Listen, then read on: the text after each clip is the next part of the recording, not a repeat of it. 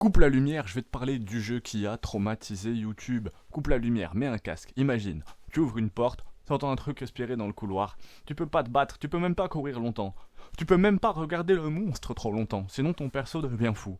Bienvenue dans Amnesia, le jeu qui m'a fait enlever mon casque IRL. Et surtout cette petite pépite vraiment qui a littéralement créé des vidéos horreurs sur YouTube, mais aujourd'hui, 15 ans plus tard. Est-ce que ça fait encore peur ou est-ce que c'est un vieux souvenir surjoué par les youtubeurs de 2012? En 2010, pas de Outlast, pas de PT, pas de Layers of Fear, l'horreur c'est Resident Evil avec des fusils ou Silent Hill avec de la baston molle. Et là, un studio inconnu, Frictional Game, prend une décision folle. Et si on retirait toutes les armes? Pas de flingue, pas de barre de vie, pas de HUD. Juste toi et la peur. Et là, Amnesia fait un truc brillant. Il comprend une vérité simple. Le joueur a plus peur quand il est impuissant. Donc tu ne peux pas te battre, tu ne peux presque pas courir, tu ne sais jamais où est le danger.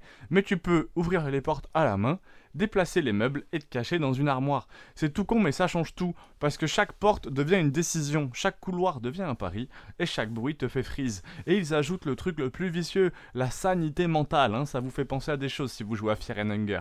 Si tu restes dans le noir, tu paniques. Si tu regardes un monstre, tu paniques, si tu stresses trop, hallucination directe, l'écran se déforme, tu entends des voix, le perso tombe, le jeu te punit juste pour avoir eu peur. Méta, cruel, brillant. Petit fun fact, si vous ne le saviez pas, sans Amnesia, pas de PewDiePie horreur, pas de screamer YouTube, pas de let's play qui crie. Le jeu a explosé grâce aux réactions. C'est parfait pour streamer, faire peur aux potes et créer des moments viraux. C'est littéralement un des premiers jeux designés pour le spectacle sans le vouloir. Comparé à Resident Evil qui lui est plus action, à Outlast avec ses poursuites cryptées, ou à Alien Isolation qui a son IA très complexe. Amnesia c'est une suggestion. Tu ne vois presque rien, mais ton cerveau imagine le pire.